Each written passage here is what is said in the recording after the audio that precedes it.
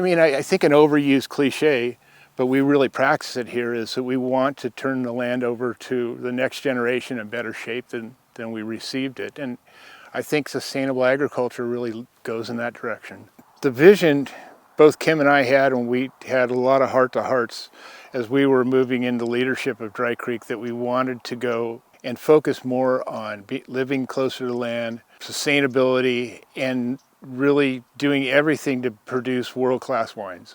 The advantage that we had over Dave's generation, they identified the Appalachians as good growing areas, but they really never were able to refine the taste of place thing. So that relationship between soil, climate, and vinifera, and we wanted to focus and refine that. So everything we did was in and around that to make, every wine that we produce 90-point or higher wine, and that's what we've obtained. When I came here, I was kind of like back to the future for me, because I grew up farming, but I did engineering and marine biology and all this other stuff, but I wanted to get back into farming, and Dave wanted me to come on board with the family business. I'm very inquisitive. When I see things that aren't working, I have to know why. At the time, we were farming 2 different vineyards. We had a Chardonnay block in the front of the winery, and probably 1 in 4 years it was making great wines. And it was also only 20 years old and dying from numerous soil-borne pathogens and other things. Chardonnay should have never been planted there. On the other hand, we're farming a Zinfandel vineyard that was around 120 years old and still doing great and making those world-class wines.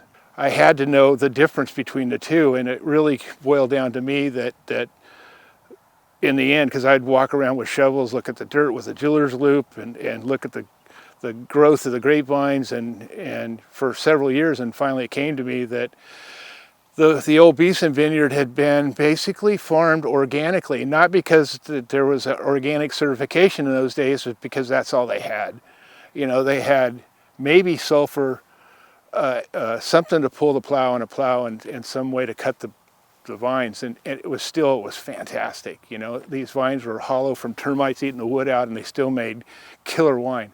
Whereas the Chardonnay, which was really planted in almost too warm of an area, and I think it was also on the wrong rootstock. It was on AXR1, and it just wasn't working.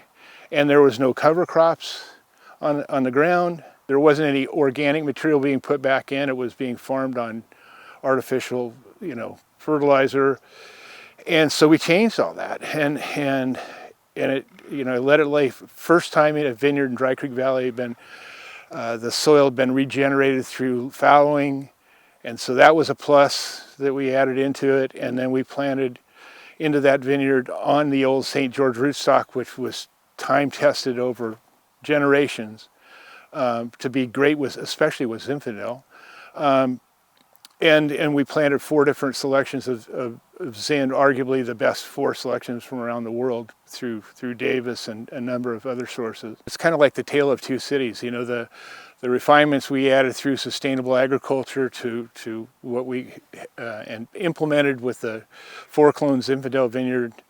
I think it was a remarkable turnaround. It was planting the right thing in the right place, on the right soil, and the right climate, and it produces great wine. So